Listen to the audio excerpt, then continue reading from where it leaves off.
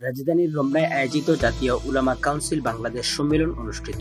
দেশের শীর্ষ আলেমরা বলেন, মুসলমান নামধারী বিভ্রান্তকারীদের বিরুদ্ধে উলামায়ে কেরামকে ঐক্যবদ্ধ থাকতে হবে।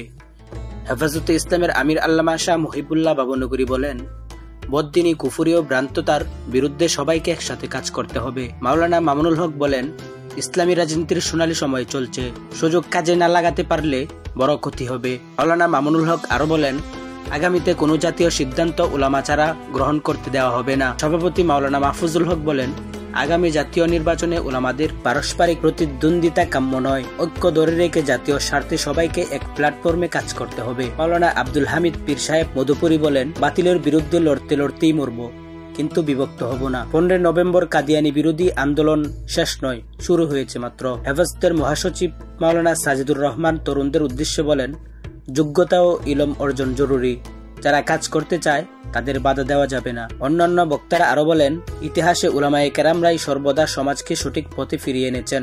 জাতীয় উলামা কাউন্সিল সেই দ্বারায় দেশে ঐক্য ও নেতৃত্বের ভূমিকা পালন করবে ইনশাআল্লাহ।